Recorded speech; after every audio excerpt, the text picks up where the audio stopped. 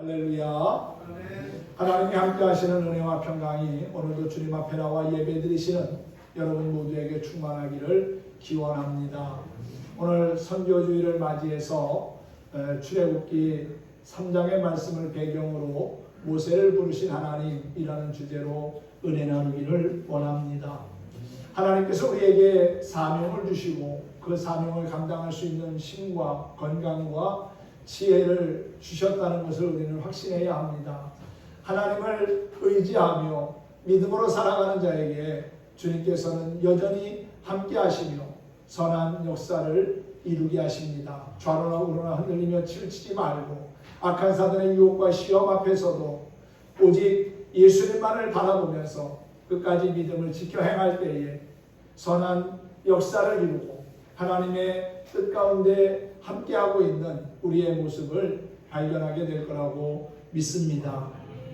2009년 4월에 개봉된 영화 소명이라는 제목의 영화가 있습니다. 이 영화의 주인공 강명관 선교사는 외국어 고등학교 국어 교사로 남부럽지 않은 삶을 살아가던 분이었습니다. 그러던 어느 날 하나님의 소명 때문에 모든 것을 내려놓고 아내와 함께 브라질 아마존 정글로 들어가게 됩니다.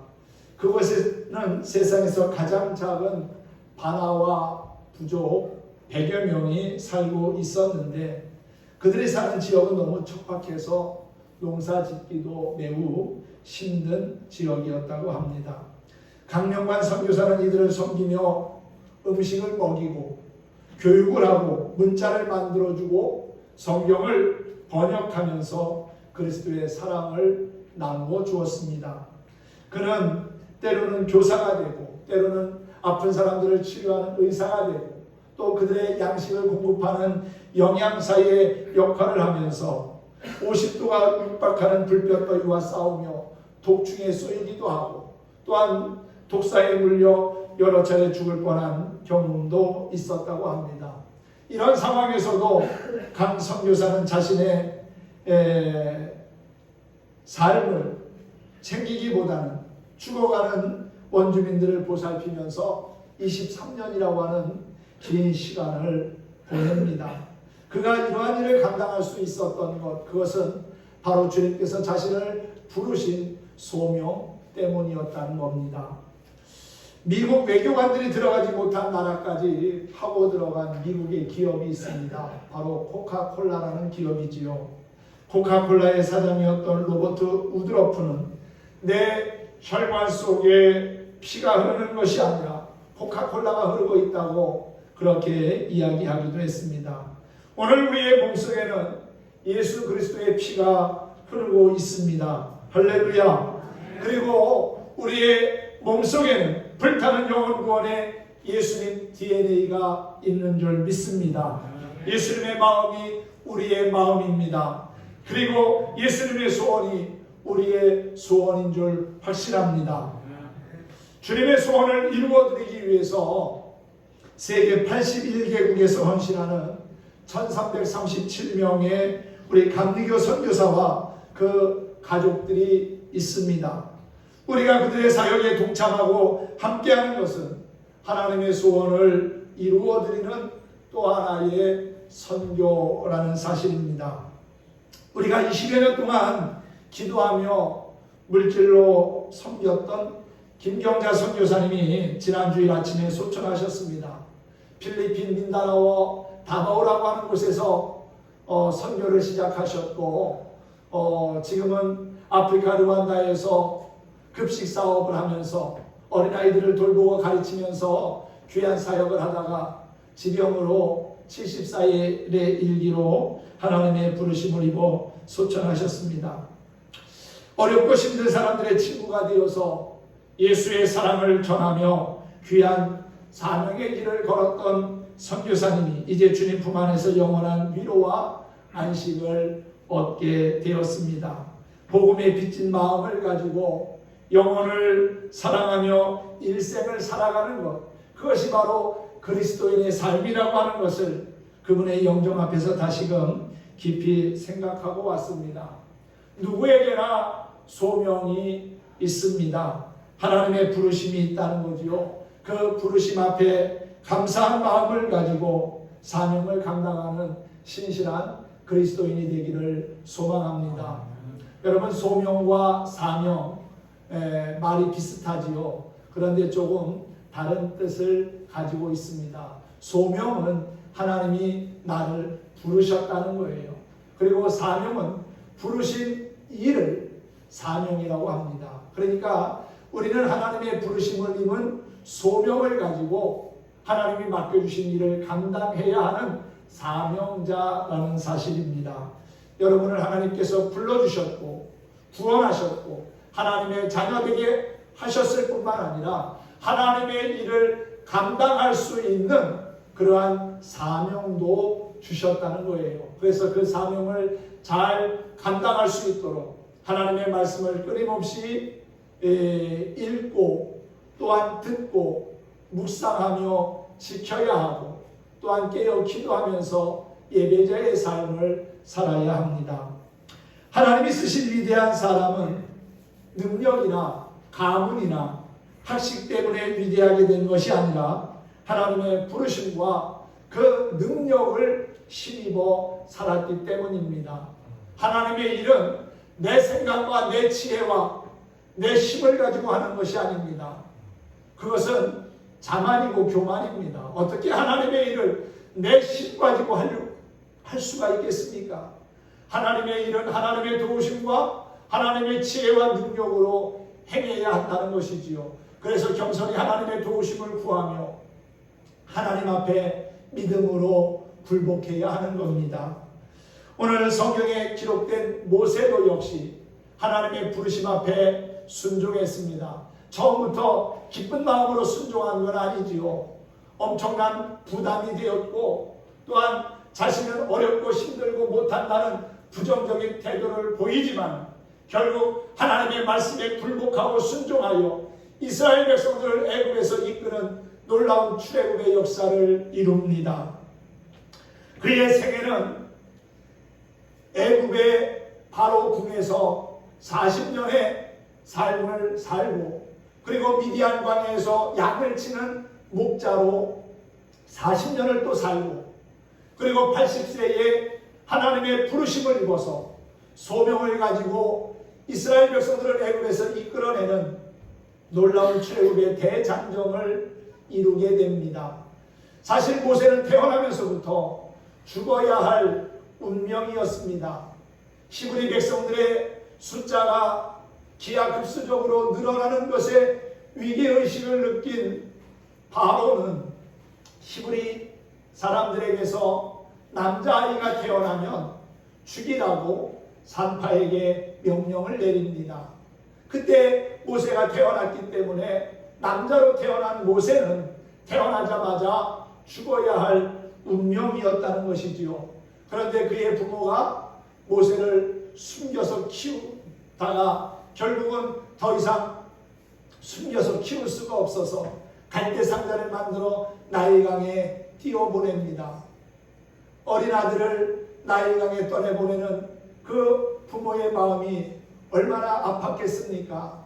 그런데 하나님은 바로의 공주를 통해서 모세를 구출하게 합니다. 모세라고 하는 이름의 뜻 자체가 물에서 건짐을 받은 자라는 뜻을 가지고 있지요. 하나님은 바로의 공주를 통해서 모세를 물에서 건져내어 양자가 되게 하고 그리고 왕궁에서 바로의 공주의 아들로 40년을 생활하게 합니다. 애굽의 학식과 문물과 문화를 배우고 무술을 익히고 역사를 배우면서 애굽인으로 살아가게 하시지요. 그러던 어느 날 모세가 장성했을 때 자기 동족이 애굽 사람에게 고통받는 모습을 보면서 사람을 쳤는데 그만 그 사람이 죽고 말았습니다. 애굽 사람을 죽인 겁니다.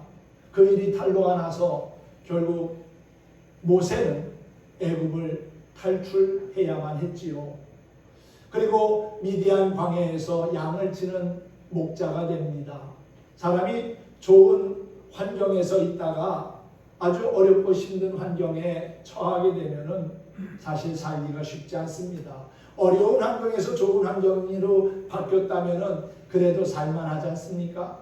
그런데 애굽의 바로의 공주의 아들로 호의호식하며 살던 그가 미디안 광야로 나와서 천한 사람들이 행하는 목자의 삶을 살아야 한다는 것은 어떻게 보면은 참으로 죽기보다 더 심한 그러한 고통이고 아픔이었을 겁니다. 하지만 그는 그 미디안 광야에서 미디안 제사장 이드로의 딸과 결혼하여 가정을 이루고 묵묵히 양을 치는 일에 헌신을 하지요. 그러던 어느 날 하나님을 만나는 놀라운 경험을 합니다. 그 하나님을 만나는 말씀이 오늘 이 출애굽기 3장에 소개되어져 있지요. 그날도 장인 이드로의 양떼를 치는 가운데 하나님의 산 호렙에 이르게 되었습니다. 그런데 떨기나무에 불이 붙었는데 이 불꽃이 꺼지지를 않는 겁니다. 사막에 있는 떨기나무는 수분이 없기 때문에 불이 붙으면 금방 타서 재가 되어버리고 맙니다. 그런데 한참을 보고 있어도 이 떨기나무의 불꽃이 사그라지지를 않는 겁니다. 그래서 가까이 가서 보는데 그 불꽃 가운데서 하나님의 음성이 들리지요. 출애굽기 3장 4절에 보면 하나님이 그를 부르십니다. 모세야 모세야 하고 부르셨다고 말씀하고 있어요. 그랬더니 모세가 내가 여기 있나이다 라고 대답을 합니다. 하나님은 그에게 이리로 가까이 오지 말라. 내가 선 곳은 거룩한 땅이니 내 발에서 신을 벗으라고 말씀합니다. 그리고 자신을 부르는 분이 아브라함의 하나님, 이삭의 하나님, 야곱의 하나님, 조상들의 하나님이라는 것을 밝히고 계시지요. 그리고 하나님께서 모세를 부르신 목적이 무엇인지를 말씀을 하십니다. 이 출애굽기의 내용과 히브리서의 내용을 보면은 조금 다르다는 느낌을 받게 됩니다. 출애굽기에서는 모세가 사람을 죽이고 애굽에서 탈출해서 그래서 미디안 광야에서 양을 치는 사람이 되었다고 소개하고 있습니다만 히브리서에서는 조금 다른 시각으로 모세를 평가합니다. 히브리서 11장 25절에 보면은 그가 하나님의 백성과 함께 고난받기를 잠시 죄악의 낯을 누리는 것보다 더 좋아하고 라는 그러한 표현을 보게 됩니다. 여기서 중요한 단어가 더 좋아하고 라는 말씀이에요. 선택은 한편을 포기해야 합니다. 더 좋은 것을 선택하기 위해서는 다른 것을 내려놔야 한다는 것이지요. 모세의 선택은 우리의 상식과 달랐습니다. 사람은 누구나 편리하고 행복하고 건강하고 복받는 것을 좋아하기 마련인데 모세는 고난받는 것을 더 좋아했다고 히브리서 기자는 말합니다. 그리고 히브리서 11장 26절에 보면은 그리스도를 위하여 받는 수고를 애국의 모든 보화보다 더 큰 재물로 여겼다고 했습니다. 그가 그렇게 할 수 있었던 원인은 무엇이었을까요? 그것은 바로 하나님이 주시는 상급을 믿음의 눈으로 바라보았기 때문이라는 겁니다.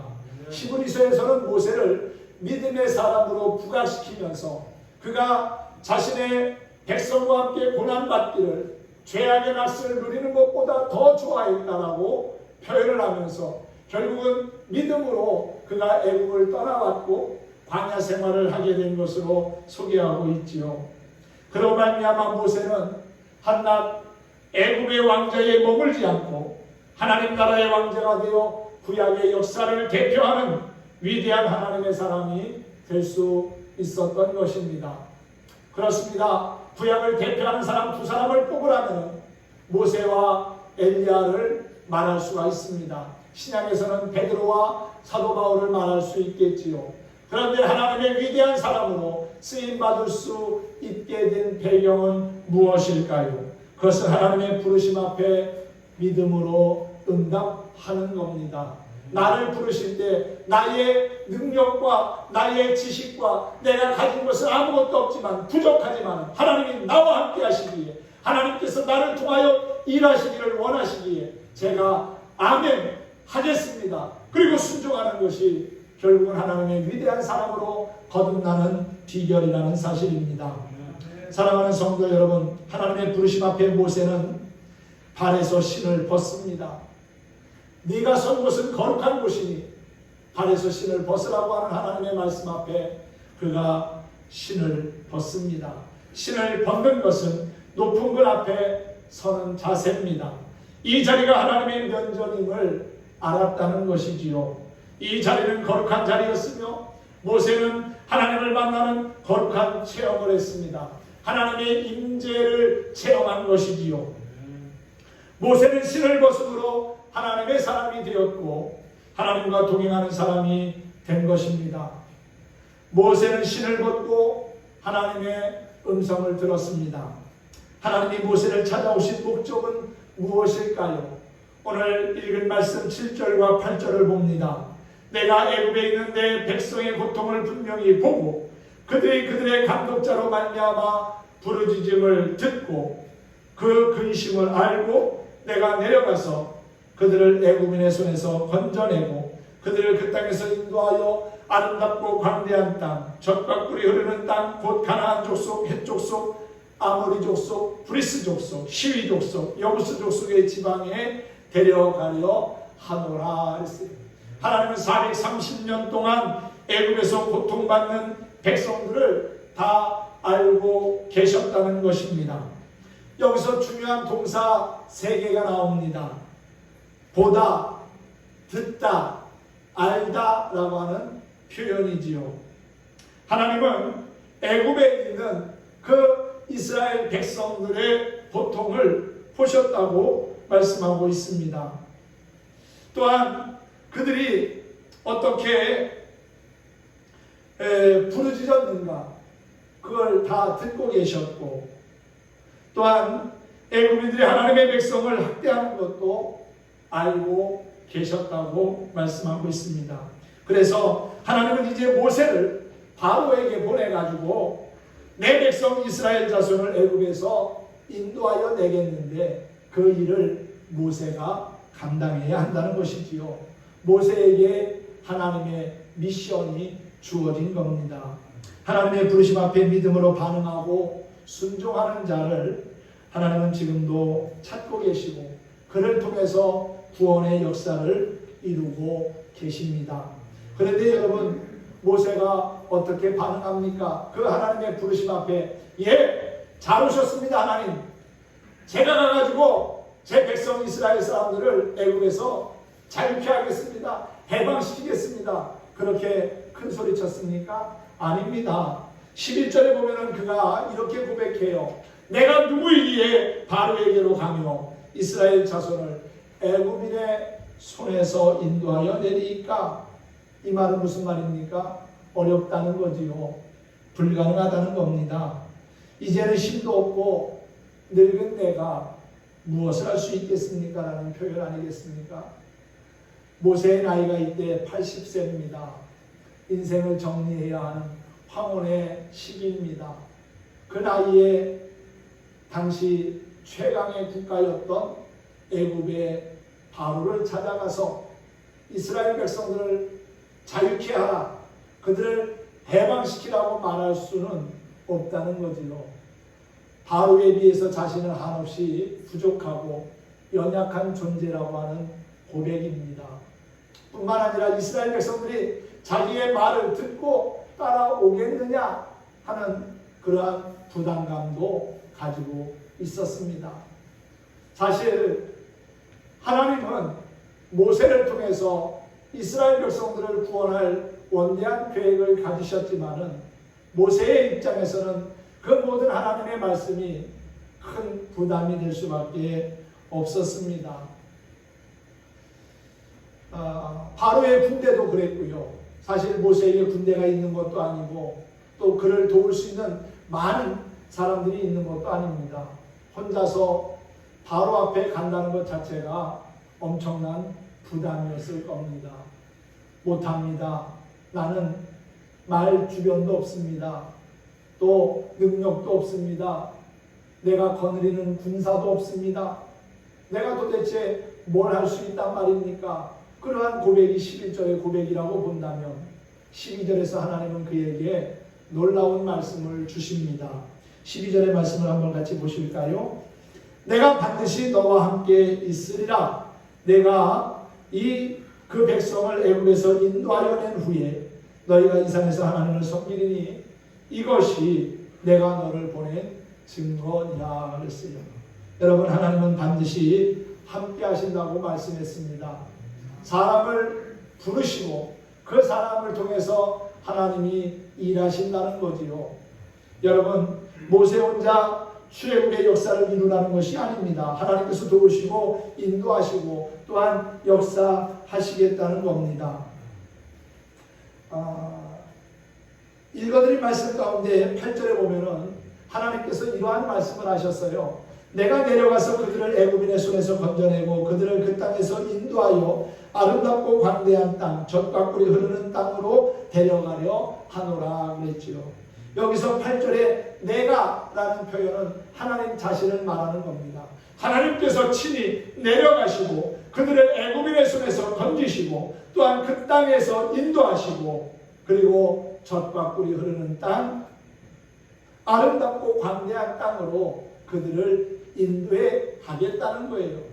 그 일에 모세는 하나님의 일꾼과 도구로 쓰임 받기만 하면 되는 겁니다. 여러분, 하나님의 일은 그런 것 같아요. 내가 힘있고 능력이 있어서 하는 것이 아니라 하나님이 나를 통해서 일하신다고 할 때, 주님, 나는 부족하고 별 볼 일 없는 존재지만 하나님께서 나를 통하여 일하신다면 제가 하나님의 뜻을 따르겠습니다. 순종하겠습니다. 아멘 하는 것이 진정한 믿음의 사람의 모습이고 순종입니다. 우리가 순종하면 그 다음의 일은 하나님이 하시는 겁니다. 역전을 이루시는 것도 반전을 이루시는 것도 기적을 행하시는 것도 결국은 하나님이 행하신다는 사실입니다. 내가 할 수 있는 것은 하나님의 말씀에 믿음으로 아멘 하면서 반응하는 거예요. 모든 믿음의 사람들이 다 그랬습니다. 여호수아도 그랬고요. 여호수아도 모세의 뒤를 이어 이스라엘 백성들을 이끌어야 할 사명이 주어졌을 때 엄청난 부담감을 느꼈을 겁니다. 그런데 그에게도 하나님이 동일한 말씀을 하셨잖아요. 내가 너와 함께 하겠다고 말입니다. 그런데 여러분, 성경에 나오는 믿음의 사람들에게만 하나님이 함께 하신다고 말씀한 게 아닙니다. 오늘을 살아가는 우리와도 하나님은 함께 하신다고 약속하셨습니다. 주님은 십자가에서 죽음을 이기시고 부활하셔서 승천하실 때에도 동일한 말씀을 하셨어요. 우리가 조금 전에 교동문 함께 읽은 말씀 가운데 마태복음 28장 19절 20절에도 보면 내가 세상 끝날까지 너희와 항상 함께 있으리라 하시는 말씀을 읽었지요. 여러분, 그렇습니다. 하나님은 비록 우리의 눈에 보이지 않고 그분의 음성은 내 귀에 들리지 않을지라도 하나님은 여전히 살아계신 전능자라는 사실입니다. 그 하나님은 과거에도 내 인생 가운데 함께 하셨고 역사하셨으며 지금도 함께 하시고 앞으로도 영원토록 함께 하실 전능하신 나의 아버지가 된다는 사실이지요. 그 하나님의 인도하심을 따라서 믿음으로 순종하며 그 하나님께 존귀하여 우리가 쓰임받고 살아간다는 것, 그보다 더 귀하고 가치 있는 일은 없을 겁니다. 하나님은 우리에게 책임만 맡겨놓고 뒷짐지시는 분이 결코 아닙니다. 그분이 우리 눈에 보이지 않지만 성령으로 함께 하시며 지금까지 인도하셨고 또한 앞으로도 끊임없이 인도해 주실 것입니다. 모세에게는 먼저 바로의 군대와 또한 그 엄청난 세력들이 큰 부담이 되었을 겁니다. 그리고 그 이스라엘의 많은 사람들을 어떻게 애굽에서 인도하여 가나안까지 데리고 갈까 걱정스러웠을 겁니다. 그런데 그 모든 일은 하나님이 하시고 모세는 하나님의 말씀대로 순종하기만 하면 된다는 것입니다. 모든 일을 이루실 분은 결국 하나님이라는 사실이지요. 모세는 단지 하나님의 일꾼과 도구로 사용되어질 뿐입니다. 하나님의 부르심 앞에 부정된 모습을 보이기보다는 긍정의 모습을 보이며 살아갈 때 우리는 존귀하게 쓰임받는 나의 모습을 확인하게 될 줄로 압니다. 하나님은 여러 가지 표징과 이적을 통해서 바로 앞에 당당히 서게 하시고 또한 모세에게 능력을 주셔서 하나님이 살아계신 전능자이심을 알게 하셨습니다.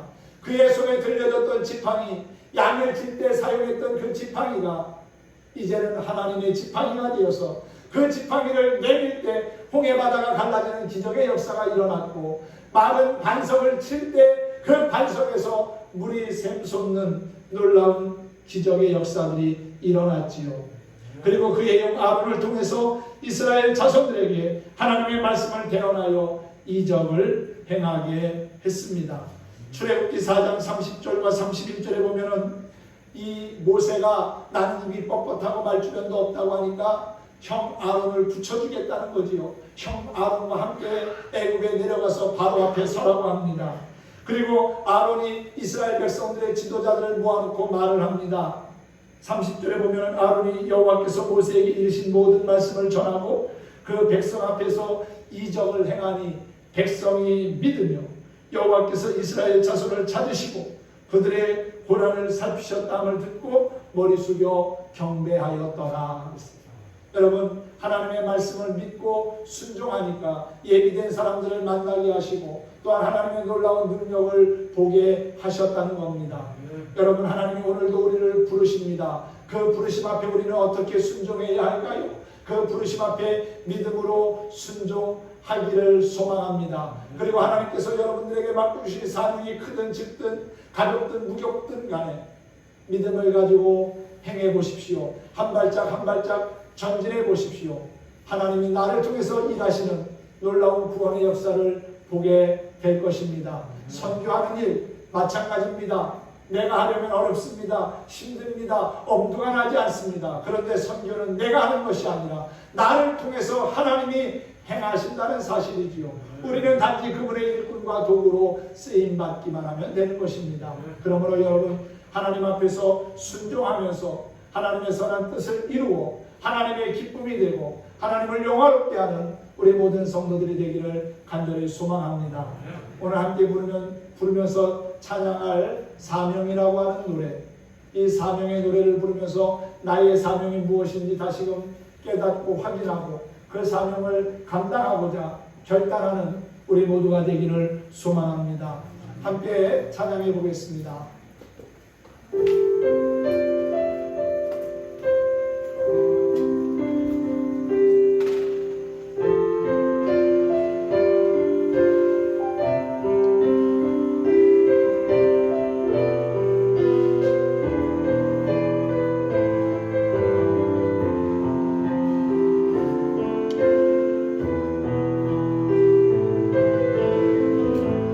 주님이